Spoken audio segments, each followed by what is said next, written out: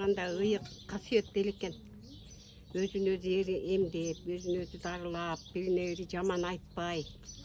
Тиги эң эле дегенде энебиз эч убакта тилдечи эмес.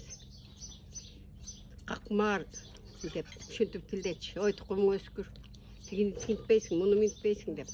Кийин кемпирлердин дагы тилдерибиз бузулуп кеткен, кара башың жеп өлүп кетти. Анан чокуң деп атып, анан эмне деген өлүмдөр болду. Ошон үчүн биз тилибизди да тыйышыбыз керек экен да, жаман сөз айтпашыбыз керек экен. Эми агым, элиң бөрү болсо бөрү бол, түлкү болсо түлкү бол деген агымга келдик да. Анан ошон үчүн баягы илгерки кыргызымдын салты ушунун баарычы. Жаабаган күндү жаадырып, келаткан кишини берип, өлчү кишини билчи да. Бирөө көп эметип аттыр, керезин айтып аттыр. Деги баг ушинтип аттыр деп эл ушунтчу да. Азыр керези да жок, тоңкоюл арык койчу өлүп калып атпайбы? Керез айткан жок. Анан ыйманды делебай өлгөндөн айтып коет. Шыгыл арык койдо өлгөн көп да. Ошон үчүн ушу касиеттин ушу келатканына миң мертебе Кудай ыраазы. Анан ба жолуна түшө албай да кыйланып атабыз. Биз кичинекей чагыбызда эзелинде жыңалбаш койгон эмес. Кий башыңа. Тиги эми кара энергия кирип кетет. Ошо башыңан кирген энергия ич аппаратка кетет. Боюнда бар аялдын балдарына кетет. Деп эзелинде бизде жыңалбаш койгон эмес.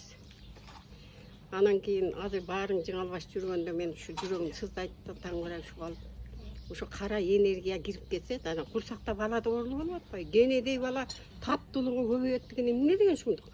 Жалаң жана саксайып жыңалбаштан. Жаман көрсөңөр көргүлө, мен айтпасам кысылып атам да.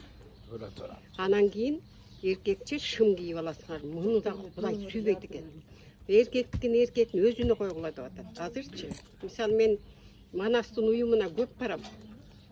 Манастар аян менен сүйлөйт да. Анан ошо жерде айтканда, бул өлүм боло электен мурун айткан. Аябай ушу аялдарга ушундай Кудайдын чоң ачуусу бар деген да. Эмне себептен? Аял киши желбеге жамбаш керек.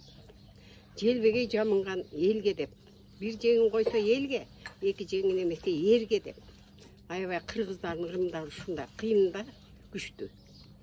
Анан ошондо ошо жанагы чоңуго ат Асан беле ошол киши айтканда, ошондо Асан Жакшылык. Ошо да ошону айткан, айланайын деген аялдар. Ушу шымды таштагыла, башыңарды жапкыла. Ошо баштан кирет экен, оорунун баары деп. Мен андан мурун эле уккам да, апаларым айтчу, башыңардан кирет, жыңалбаш жүрбөгүл. Андан тиги киши койсо айткан эне ого термеме куюлуп калды да.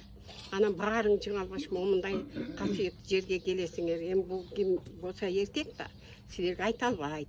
Аял болсо дагы мындай антип келбегиле деп тарбияламак силерди. Ошон үчүн батада тийбейт экен, түшпөй коет экен.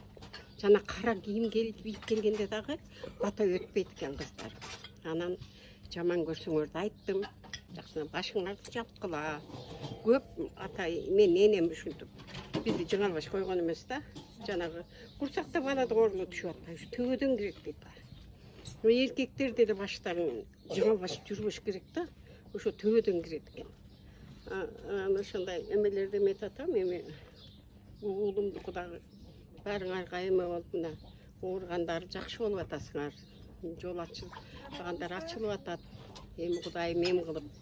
Кыздар. Кыргыз болгону, кыргыздын салтын кармайлы. Кыргыздын кандай